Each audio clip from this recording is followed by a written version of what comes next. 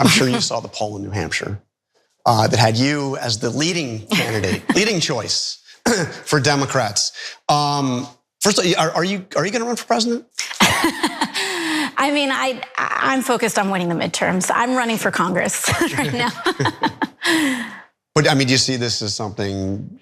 I mean, I know you said you're open to it. Is it a realistic possibility for you? I haven't ruled out the possibility, and I'm very humbled to the tremendous amount of support out there. I think that we have a responsibility to remain focused on the midterms and not on our individual aspirations or plans. And running for Senate against Chuck Schumer, is that also something that's possible? I mean, I think that anything is possible at this juncture. God, that first laugh was so awkward and fake. Oh, it was painful. I don't know why they aren't just honest and go, yeah, bro, of course I'm thinking about it. I'm #1 in that poll. I'd be nuts not to think about it.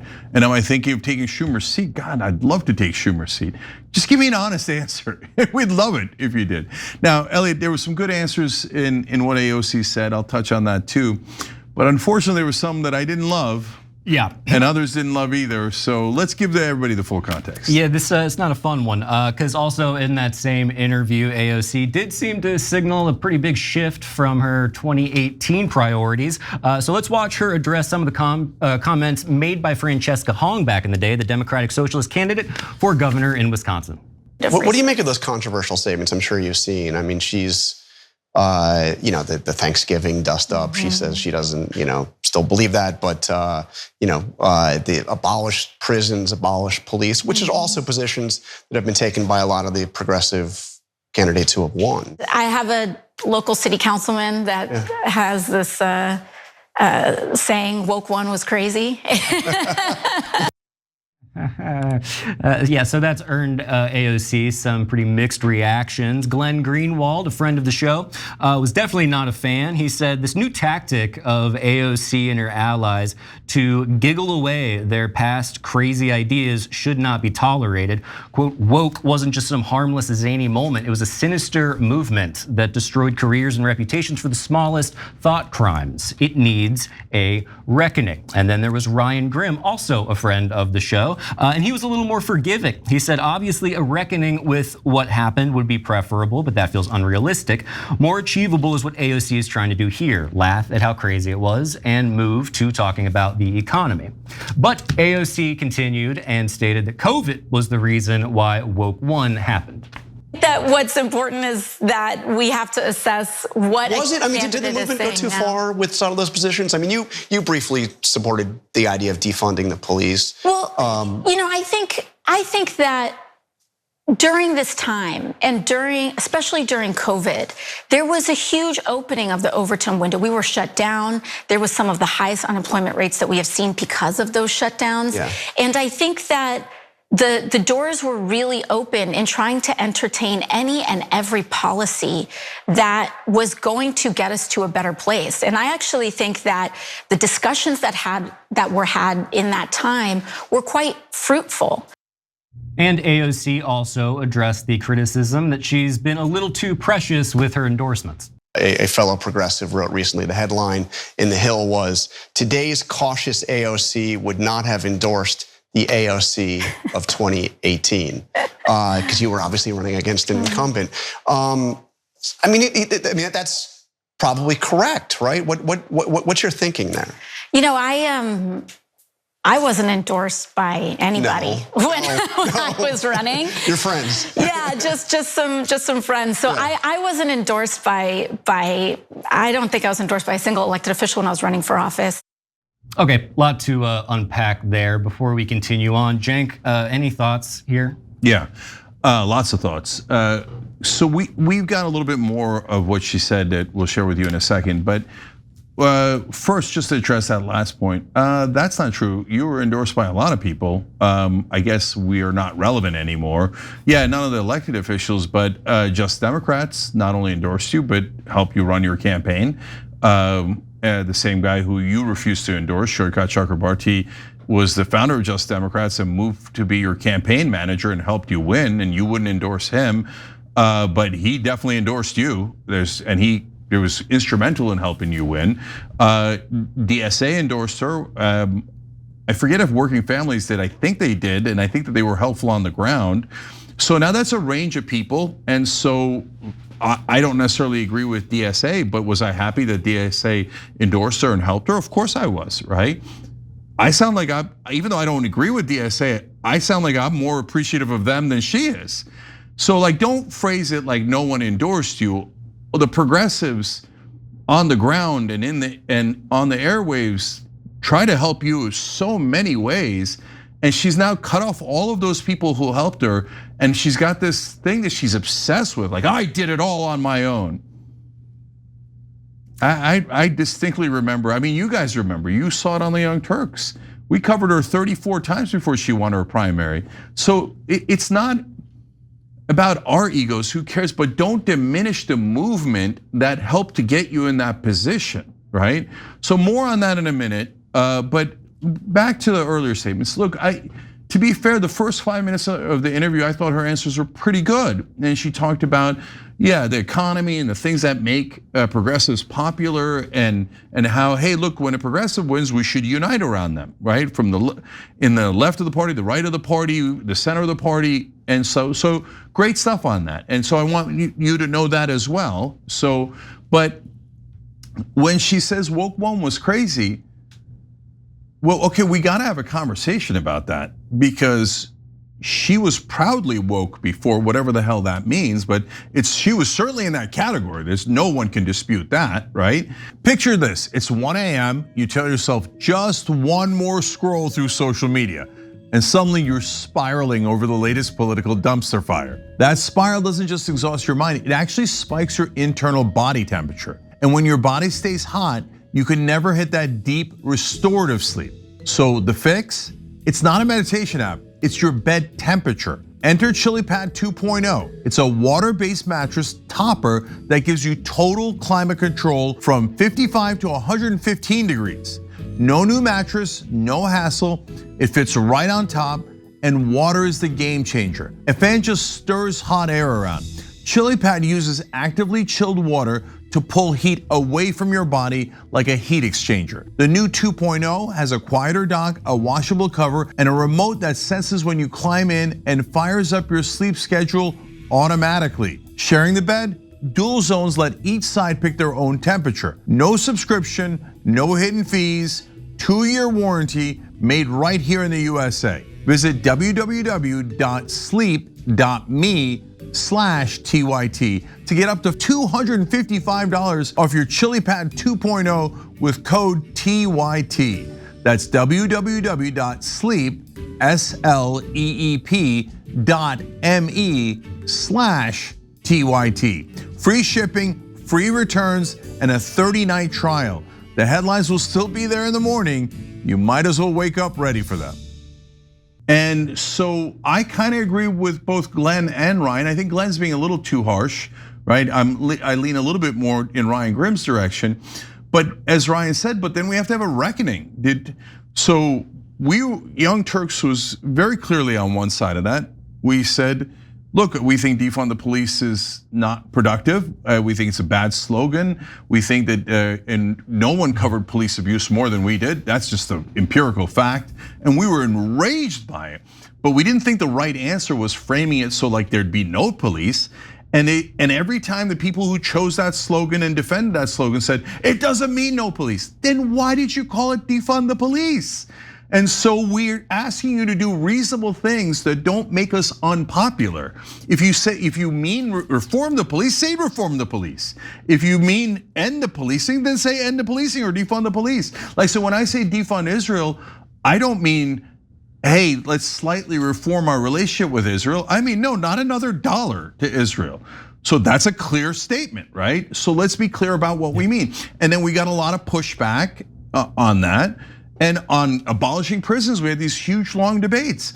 And so my question along those lines is, there's actually a couple of questions, Elliot. Number one, are we all clear that side of the debate was wrong, and that abolishing prisons and defunding the police are very unpopular and we shouldn't go in that direction?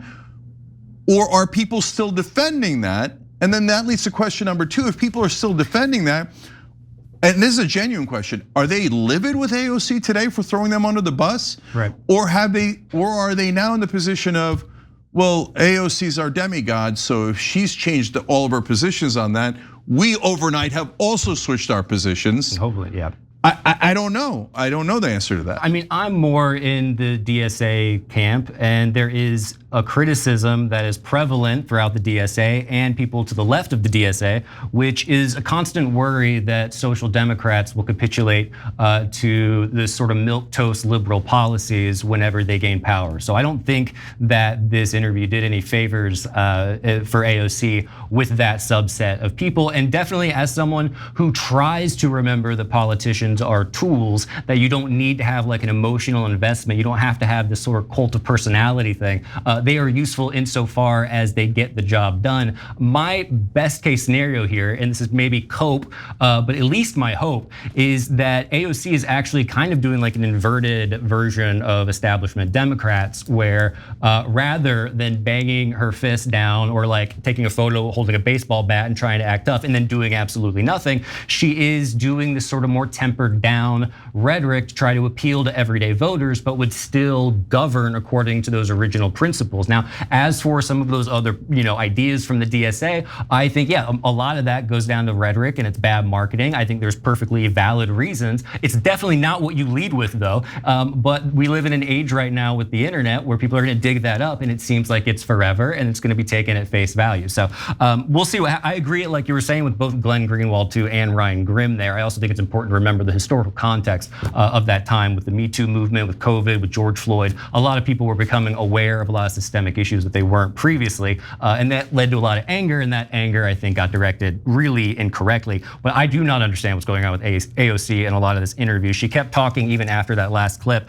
but she also never really addressed the substance of the question. But like in New York, you had the candidates that were endorsed by Mayor Mamdani, 2 of whom were challenging sitting members of Congress, powerful members of Congress, Democrats, and you decided to sit that one out. Is that part of wanting to work with your colleagues that are in the House? I mean, what's the? Yeah, I think we're all in different.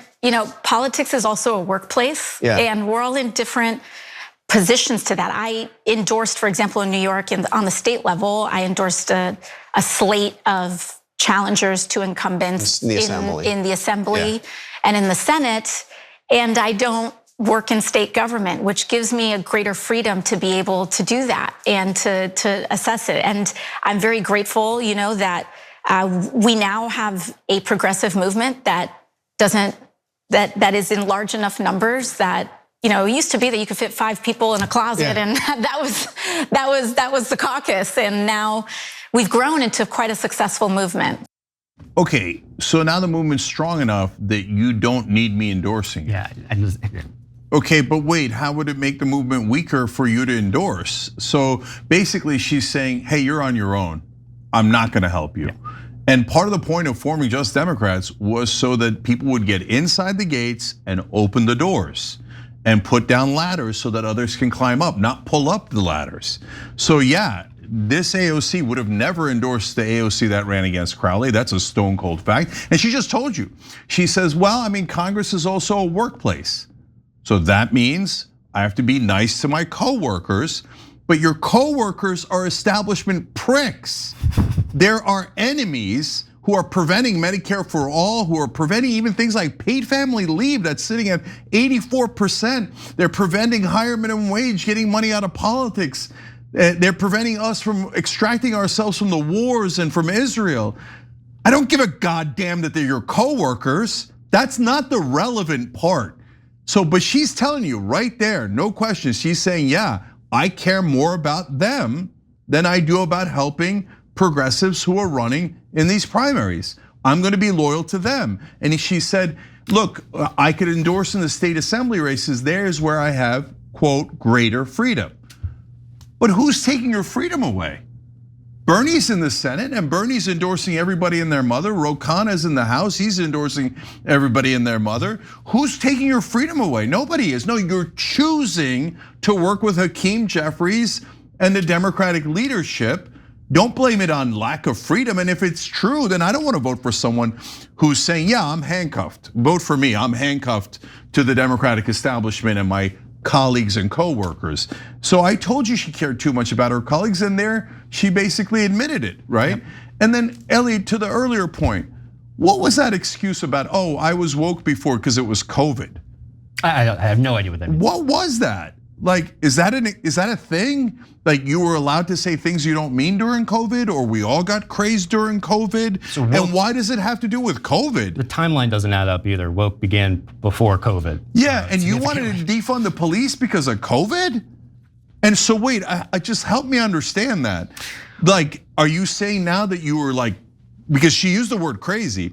Elliot, I know with absolute certainty, if I said woke one was crazy, I'd have at least half a dozen left-wing hosts take my head off, right? Crazy, what do you mean crazy? How dare you say it was crazy? We did perfect. Yeah, and here's AOC saying, yeah, we were all crazy because during COVID we lost our minds and woke was totally wrong. Wow, I mean, how is that not stunning? I mean, I agree that we all lost our minds due to COVID, but again, woke predates COVID. And yeah, I mean, we had a more socially divisive time there was a lot of confusion going around and there was a lot of interest in people making really big sweeping changes. But we have one more clip here where AOC kind of addresses this concern that's especially coming from the left regarding whether or not she's the same candidate that she was when she first ran for Congress. You've changed as well, right? How have you changed since you came in as this insurgent rebel at odds with the Democratic leadership? How have you changed? You know, I think life has a way of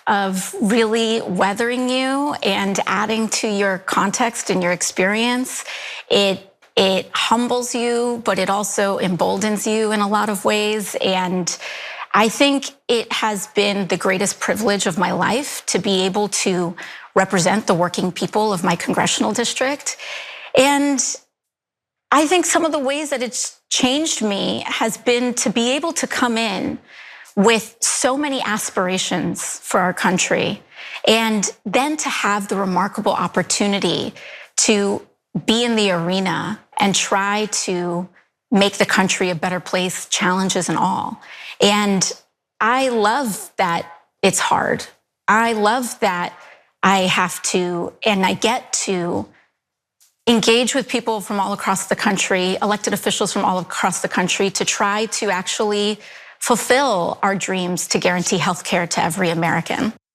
There you have it. That sounds to me definitely like a politician. It is a little disappointing. I hope this worry is just overblown. There's a little part of me that's like, ooh, do we have egg on our face here? Is this another example of a politician just falling in line the moment they get a little power? Cenk, what are your thoughts? What was that? I don't know. That was a word salad and a half. Yeah, that sounded like Kamala Harris. So, okay, it's funny because I literally got asked the same question before I saw that full clip earlier today. Okay, I was on Dan Le Batard's show. Check that out when you get a chance. And he asked me, "Hey, Cenk, you used to be a Republican, and then you changed. And what made you change?" It's a great question, right? And it's a perfectly legitimate question. And we talked it over about how I changed issue by issue, realizing one by one, literally waking up, in a sense, being woke, right? Oh, it turns out I thought the Republicans wanted to balance budgets because that's what the media kept telling me, but they never balanced budgets. I thought they said they were for peace through strength, but we never got to peace. All we got was war, right? And I went through and explained all the different things that made me realize, oh, these guys are full of crap. And so, and you could see the timeline because it's organic, it's real, it's natural. That's what happened in my life. When he asked that question, she went to, time weathers you, it humbles you. Okay, I don't know what that means or is how that's relevant to any of this. And then you come in with aspirations, but it turns out it's a challenge, okay? And then I love that it's hard. I don't know why we love that it's hard. I'd rather have it be easy, okay? And then we get to, that's why we're working with colleagues to make it better. But are we? Which establishment colleagues have helped make it better? Did we negotiate drug prices? Did we get anything passed? Well, how did the humbling and the weathering lead to working with the colleagues that led to the bills we want? None of that happened. And in the midst of that word jumble, how did she change? She went from Let's go. We're a rebel and we're in the middle of a political revolution. Let's go take out the incumbents like Crowley. Let's get in progressives and populists and knock down the doors and get all these things we want to. My colleagues are my coworkers and I love working with them and accomplishing nothing. Well, that's a giant change. Sorry, you could say accomplishing some things. To be fair, she got a little piece of the Green New Deal inside of one of the bills. And look, that's a significant accomplishment. By the way, if you say that, I could live with that better. If she's like, hey, look, we didn't get anywhere near what we wanted, but at least I got that portion in. Yeah, I got taken out later by Trump, but we were trying to do something. Give me a real answer. Don't give me word salads that don't mean anything. And guys, why do I tell you this? Because I want you to, oh my God, you shouldn't like AOC or not. No.